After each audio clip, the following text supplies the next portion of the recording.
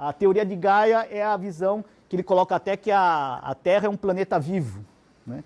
Porque ele se autorregula. Se você aumenta o oxigênio na atmosfera, isso implica numa interação com a geosfera que há alta regulação, quer dizer, aquele excesso de uma determinada substância, ou de oxigênio, ou de gás carbônico, aumenta o intemperismo ou diminui, muda algumas relações químicas de tal forma que volta aquele equilíbrio novamente. Por isso que ele usa o conceito que a Terra é um sistema vivo. Então, dentro da tentativa de passar para vocês esse conceito integrado do sistema Terra, a aula de hoje nós vamos dar um recorte, porque não dá para toda a aula falar de forma interativa. A gente tem que parar e entrar no específico. Então, hoje nós vamos entrar no específico até de uma parte mais específica ainda da geosfera, que são os minerais. O que é um mineral? Vegetal é uma planta, né? Tem folhas, faz fotossíntese, né? Tem um mineral, o que é? Uma substância inorgânica, homogênea, mas tem minerais que estão nas conchas, né? E a concha tem um mineral, vocês vão conhecer o mineral, qual que é, e ele tem origem orgânica. Então, não é só inorgânico. Bom, a classificação dos minerais, né? Tudo na natureza, os animais são classificados, né?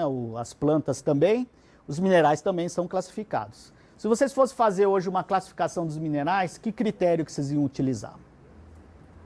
Dureza. Dureza. Minerais duros, moles, meio duro.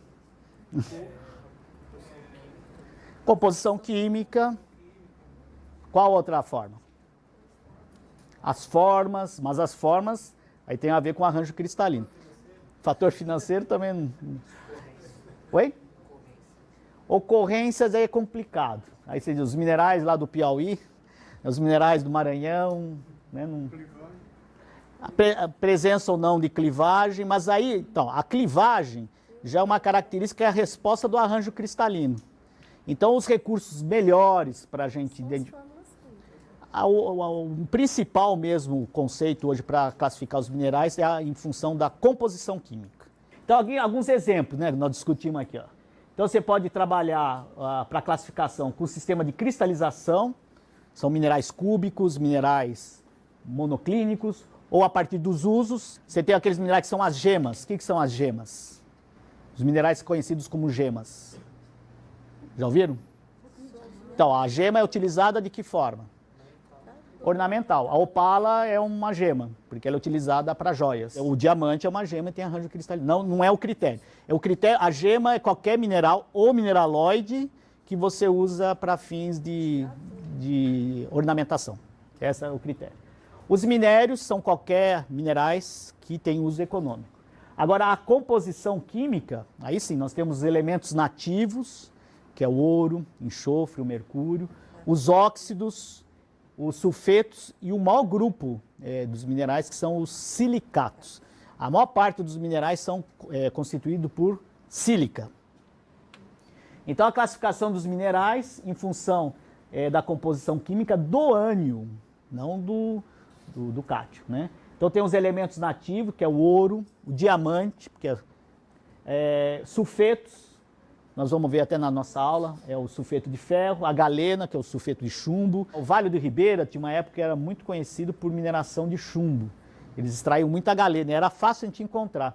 Aí mudou a questão da sociedade tecnológica, não se usa mais chumbo. Onde que a gente usa chumbo hoje na tecnologia? E onde que a gente utilizava no passado? Que material que a gente usa chumbo? Inclusive até um problema nisso. Baterias, mas só que as baterias a gente tem a característica do quê? De reciclar. Então, o uso do chumbo caiu muito em função disso, né? Mas antigamente as tubulações das casas, o encanamento era de chumbo, e hoje é de PVC. Então mudou a tecnologia, não se lavra mais no mundo chumbo. Então deixaram de existir as minas de chumbo e as minas de galena. Aí outro grupo são os sulfossais, aí vem uma infinidade de minerais com nomes distintos, diferentes. Os óxidos existem bastante, principalmente a hematita, magnetita e ilmenita. A hematita, né, que é o óxido de ferro, hoje é o principal mineral dos minérios de ferro do mundo inteiro, que são produzidos assim, em grande escala. Os hidróxidos, por exemplo, a brucita, que é um hidróxido de magnésio. Os aletos, no caso a alita, que é o NaCl, que é o sal de cozinha. o cloreto de potássio, que é a silvita, os carbonatos, a calcita. A maior parte daqueles espeleotemas das cavernas, estalactites, estalagmites, são feitas, construídas de calcita. Tem um carbonato especial que diferencia da calcita pela presença do magnésio. A presença do magnésio implica em mudar a composição química e mudar as características desse mineral, e aí ele passa a ser um novo mineral que é chamado de dolomita. Aí nós temos nitratos, boratos, os sulfatos e cromatos, no caso a barita, que é um sulfato de bário, a gipsita, um sulfato de cálcio hidratado, tungstatos, molibdatos, aí são curiosidades até. Os fosfatos, arsenatos, vanatos, a apatita, hoje é um mineral extremamente importante, porque para a gente desenvolver agricultura, a gente precisa de fertilizante. E um importante fertilizante, a necessidade é o fosfato. Quem que lembra a famosa tríade? Os 3 elementos básicos? O NPK. N é o nitrogênio, P é o fosfato e K é o potássio. Inclusive nós temos no Brasil uma carência muito grande de potássio. E aqui qual mineral que tem potássio aqui? A silvita, que é um cloreto de potássio. Tem uma mina, tem lá em Sergipe, uma mina subterrânea de cloreto, né, de potássio, que é uma unidade que tem a ver com a unidade do sal. E aí o grande grupo dos silicatos. A maior parte dos minerais são silicatos. O quartzo, que é o SiO2, o berilo, aí são silicatos que têm outros tipos de elementos. E aí a maior parte da natureza, feldspato, quase vários outros minerais são de silicatos. Aí é um exemplo aí, então, os elementos nativos, o diamante, o ouro, os óxidos hidróxicos, a bauxita, né, é um hidróxido de alumínio, não chega a ser um sal, não, um hidróxido. E o sal é de uma forma mais ampla, né. Os óxidos daqui é hematita, a hematita especular é aquela hematita tão bem recristalizada que às vezes ela dá um polimento que é utilizado como gema, como joia. A galena, que é o sulfeto de chumbo, aqui uma estibnita, e a pirita, que tem esse aspecto aqui dourado, lembra até o quê? É o famoso ouro de tolo, porque parece ouro mesmo, mas não é ouro, né? Nós temos os fosfatos, os carbonatos, que são bastante comuns, sulfatos, molibdatos, os aloides, aqui vários tipos de silicatos, olivina, a turmalina. Dentro dos silicatos, que são os minerais mais comuns, nós temos outra classificação, que é uma classificação, 97% em volume da crosta terrestre são do grupo dos silicatos. E aí, conforme o arranjo cristalino, principalmente em função do tetraedro de silício e oxigênio, você pode ter todas essas subdivisões aqui, que nós não vamos entrar no detalhe agora, mas vocês vão ter uma disciplina específica disso, que são os minerais e rochas. O objetivo dessa aula é passar para vocês as principais características dos minerais e permitir que, com essas principais características dos minerais, vocês identifiquem os principais minerais que nós vamos trabalhar ao longo do curso. Então, o objetivo dessa aula, a hora que a gente falar que um granito é constituído de tal mineral, quando a gente falar esse mineral, vocês saberem, né, conhecerem muito bem esse mineral e também identificá-lo. Então, as características para identificar os minerais. Como é que você identifica uma pessoa? Tamanho, né, cor de olho, cabelo, né, cor de cabelo. Os minerais têm essas características. Nós falamos várias características aí. Quais algumas características que a gente permite nos identificar um mineral? Dureza. Dureza é um. Qual outra? A cor. Olha, a cor a gente utiliza, mas às vezes a cor atrapalha, viu? Porque às vezes a cor a cor não ajuda muito. No exercício de vocês vai ter uma tabela, vocês vão colocar lá características determinantes do mineral. Porque assim, o mineral tem isso, é tal. Por exemplo, vocês vão ver um mineral lá de dureza 10. Tem vários aí para vocês podem levar para casa. Qual que é? O diamante. Tem um monte de diamante para vocês levar, né? Então, ok, mas não vai ter isso. Mas você tem um mineral que tem dureza 10, é o diamante. Qual outra característica nós falamos aí dos minerais? A clivagem. Gente, a clivagem, vocês vão prestar atenção, a clivagem é a característica do mineral quebrar em planos paralelos. Tipo, se ele não tem clivagem, ele pode ter fratura, o tipo de fratura. Então vamos ver essas características aí. O quartzo é um mineral que não tem clivagem. Ele não tem clivagem. Então você olha ele quebrado, você não vai ver nenhum plano muito bem feito. Ele tem uma fratura irregular. Essa é a característica do quartzo. Então se você pega um mineral, você vê que ele tem clivagem, não pode ser um quartzo. O magnetismo é uma característica também. Tem um mineral, são raros esses, mas tem que com ímã ele... Então é uma característica do magnetismo. Como é que se chama um mineral que tem poder de magnetismo? Quem que chuta aí? Uma magnetita, né?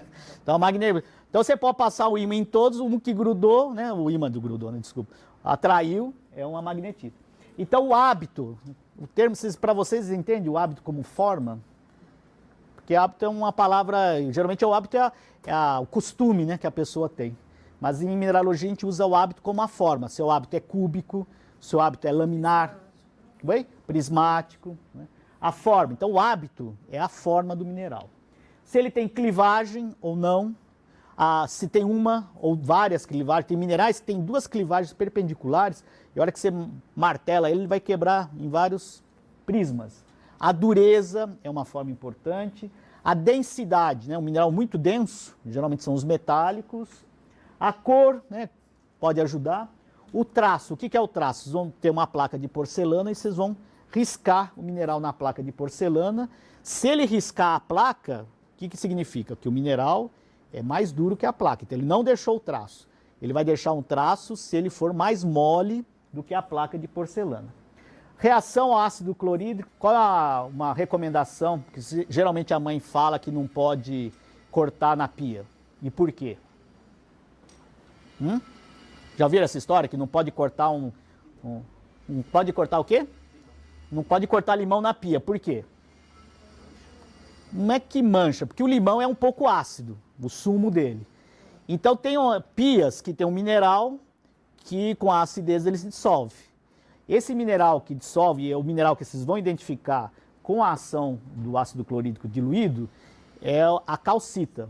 Porque a calcita é o seguinte, a hora que você pinga o ácido clorídrico fraco, esse ácido clorídrico vai dissolver o mineral e vai soltar gás carbônico. E ele vai borbulhar.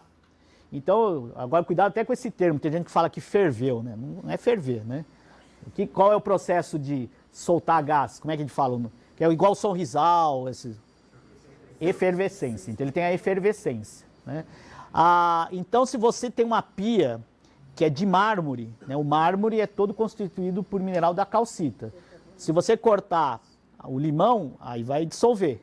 Agora, se for uma pia, como hoje, ultimamente são pia de outros materiais, né? Por exemplo, o granito, que é constituído de quartzo, mica e feldspato, você pode cortar limão que não vai efervescer. Então, uma das utilidades de geociência é não brigar com a mãe. Se for cortar limão na pia de granito, pode falar para ela que não vai acontecer nada. E já viu também, a mesma relação você pode usar gente afiando faca em pia de mármore. O que acontece? Você pode até reparar que não vai acontecer nada, porque o mármore, né, a calcita, ela tem dureza 3 e o aço tem dureza 7. Então a pessoa só vai estar desgastando a pia, isso é ruim, né? E já no granito também não vai ajudar muito também, né? Então a pia não é um bom lugar para afiar a faca. Então o traço é essa característica, né? Quer dizer, o mineral é mais mole do que a placa de porcelana e deixa Na verdade o traço o que é? Você está moendo a rocha e deixando, desculpa, o mineral, e está deixando o pozinho dele lá. Então quando você está riscando o lápis no papel, você está deixando o traço. O que você está deixando? Você está deixando umas pequenas partículas do quê? De que mineral? No papel? A grafite, né? Então, reação ao ácido clorídrico, já adiantei para vocês. O magnetismo e fluorescência. Tem alguns minerais que com lâmpada fluorescente, eles ficam mais fluorescentes. A gente não usa muito esse recurso, mas em termos de recurso didático no museu é legal, porque você acende uma luz, tem uns minerais que têm essa característica. Bom, a cor do mineral, né, alguns minerais são realmente identificados pela cor. A malaquita é um carbonato de cobre e o fato do cobre dá essa cor verde. E é interessante que a malaquita foi utilizada na estátua da FIFA, aí, da Copa. Vocês podem ver na base dela tem uma auréola, né, um disco de um mineral verde, que é a malaquita. Ela é sempre verde. Algumas outras impurezas, principalmente do quartzo, dá o quartzo, que é a mesma composição química, dá uma cor diferente. É o quartzo rosa, o quartzo roxo, que é a ametista. Tem o lápis lazuli, que são azul. Ah, isso aqui é importante. Tem mineral que você olha o mineral e você não acredita, mas ele é transparente. Ou seja, se você cortar uma fatia muito, muito fina dele, ele deixa passar luz. Então são os minerais transparentes. Tem alguns minerais que deixam passar parcialmente, você não deixa passar totalmente. São os translúcidos. E os minerais que são metálicos, como a hematita, o sulfeto de ferro, eles têm a propriedade de serem totalmente opacos, eles não deixam passar. Aí o quartzo, né, que tem uma variedade incrível em função da cor, você tem o quartzo impuro, incolor, que eu particularmente acho mais bonito. Tem a ametista, que os íons de ferro dá aquela característica roxa bem forte. Quartzo róseo e alguns quartzos com a exposição de radiação, ele muda de cor. Inclusive aqui no IPEN, do Instituto de Pesquisa de Energia, de Engenharia Nuclear, eles fazem isso com algumas gemas, sofrem, tem que saber fazer isso, que o bombardeamento ele muda de cor. Inclusive teve um problema uma época que parece que clandestinamente estavam fazendo bombardeamento e vendendo material por baixo do pano, só que não com rigor, e essas gemas estavam saindo com radioatividade. Então a pessoa ia ter um colar que ia afetar. Então, perigoso. Hein? A questão da diferença em fratura e clivagem. Então a fratura, geralmente, ela pode ser plana e irregular ou aquela fratura que já foi apresentada para vocês, que é a fratura conchoidal, porque ela tem essa forma de concha, que forma essas linhas, né, como se fosse uma concha. E a clivagem, gente, é uma quebra preferencial e paralela dos planos. Então, vocês olham um mineral que tem clivagem, vocês vão ver que esse plano é paralelo com outro plano e assim sucessivamente. A dureza. Mineral, isso aqui é uma escala que foram utilizados esses minerais, mas poderia ser utilizado outros minerais. Então, o mineral com menor dureza é o talco e é considerado o valor 1. A gipsita, né, o gipso é o número 2, a calcita tem dureza 3. Então, quando a gente fala calcita tem dureza 3, é uma convenção. Foi o Mohs, né, a escala de Mohs, que convencionou dessa forma. Então, a calcita, segundo a escala de Mohs, tem dureza 3. A fluorita tem dureza 4, a apatita 5, o ortoclásio, que nada mais é do que um tipo de um feldspato, tem a dureza 6, o quartzo tem a dureza 7, o topázio 8, o córido 9 e o diamante dureza 10. É uma escala que não tem nenhuma proporção matemática. É uma classificação. Usaram, aí vocês acharam interessante lá o Nicol, que recebeu o nome, o Mohs inventou. Vocês podem inventar uma escala aí, agora não sei se vão usar, né? Trabalhar com a escala de Mohs é um recurso interessante. E não só para trabalhar com um projeto educacional, ela é utilizada para identificar os minerais. Existe até uns kits, né, de umas ferramentas com escala de durezas que comparam, não é o próprio mineral, mas é um aço feito de tal forma, calibrado com esses minerais, cada um desses tem aquela escala de dureza. Então você pode utilizar de forma mais refinada.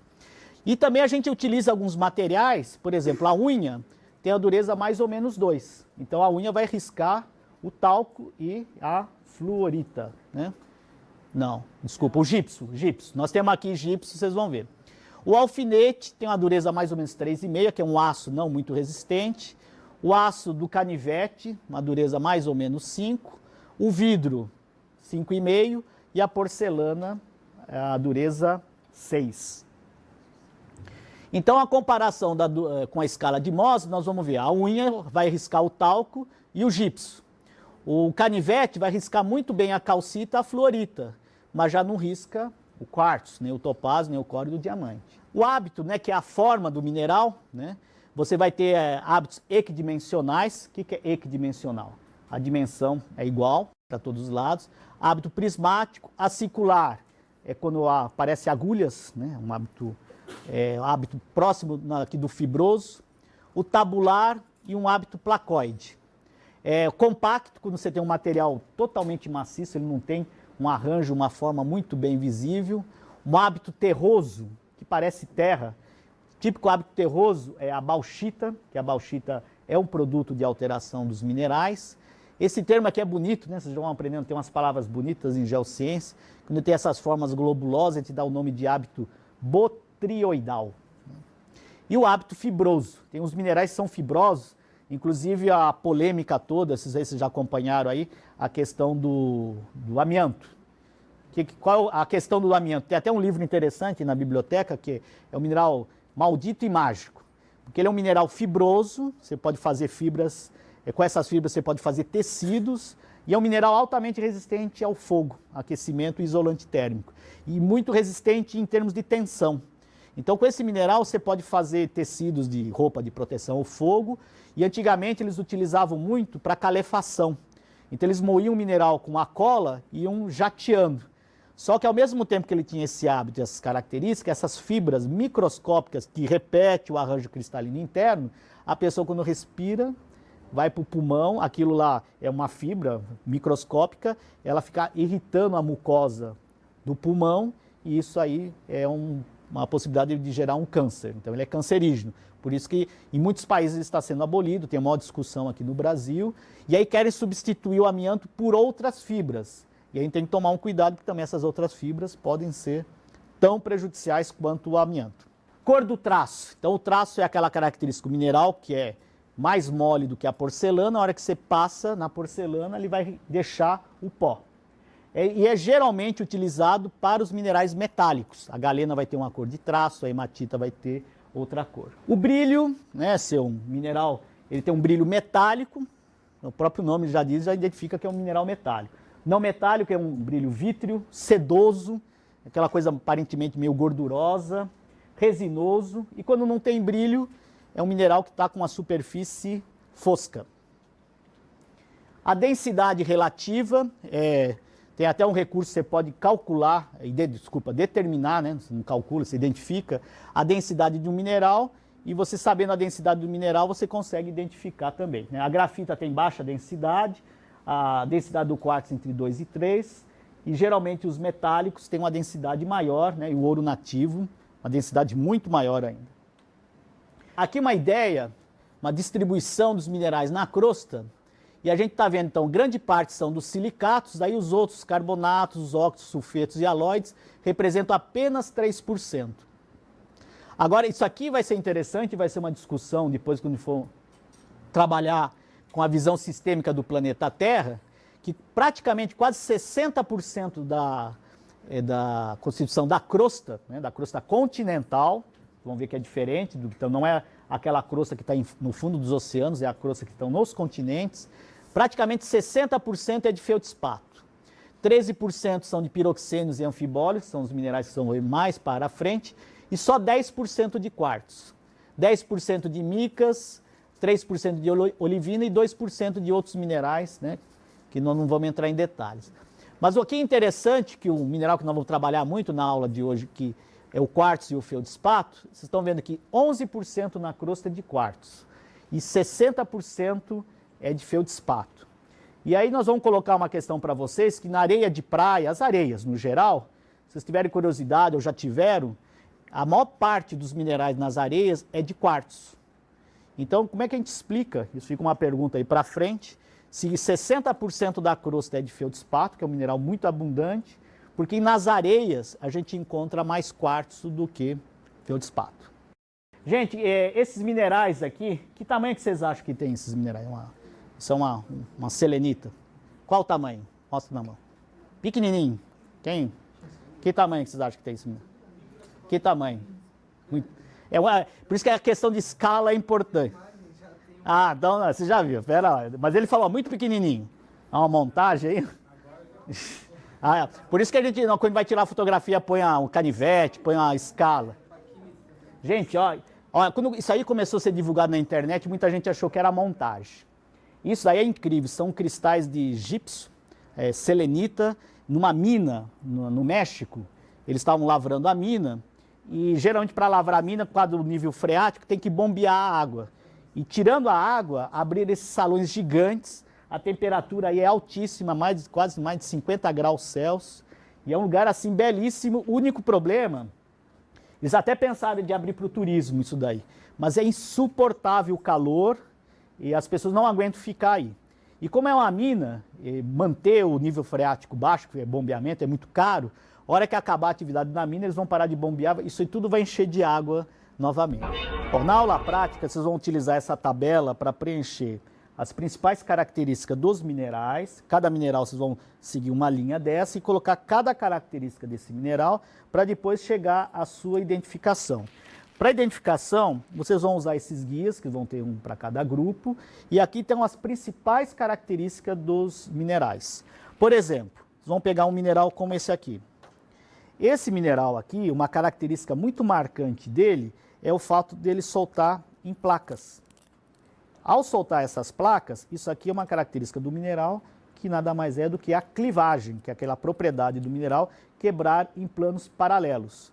Outra relação é a dureza. Vocês vão pegar um canivete e ver se risca ou não.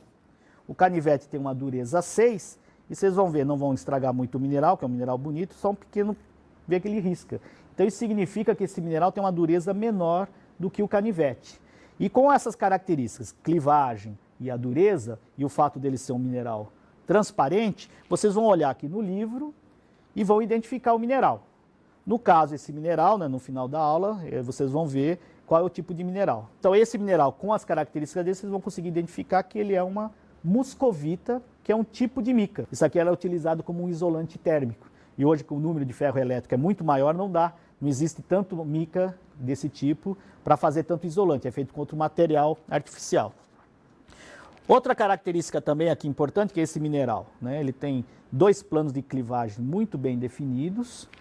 Ao tentar ver a dureza, nós vamos ver que com o canivete ele risca, então ele é menos duro do que o canivete, então você chega a esse mineral, ele tem uma dureza 3, mas ele tem uma característica mais marcante para identificar, que é ao pegar um ácido clorídrico bem diluído, bem fraquinho, e ao pôr uma gotinha só, ele vai borbulhar. Isso significa que com a dissolução está liberando gás carbônico, esse gás carbônico está efervescendo, isso mostra que o mineral está dissolvendo. Então, com essas características, vocês vão chegar à conclusão que esse aqui é um mineral, que é a calcita, que é constituída de carbonato de cálcio.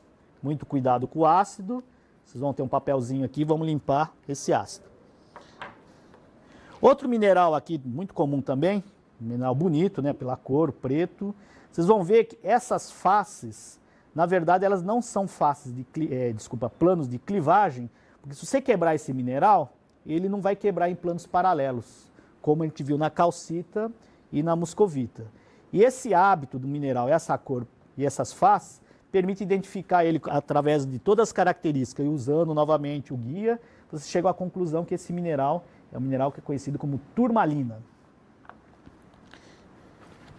Outro mineral que também tem uma clivagem muito característica, que são a quebra dos planos, e também uma baixa dureza, vocês vão ver com o canivete, ele quebra, ele risca, é uma gipsita, né? Um mineral bastante transparente, esse brilho e a dureza e a presença da clivagem são características que permitem identificá-lo como a gipsita. Outro mineral aqui que é muito mole, né? Que você risca facilmente e tira um pó bastante sedoso, esse aqui é o talco, que é utilizado em função dessa característica.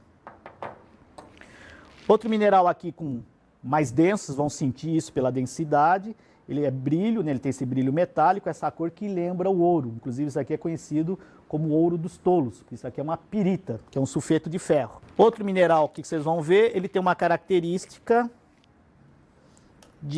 com o ímã, vocês vão ver que o ímã atrai ele.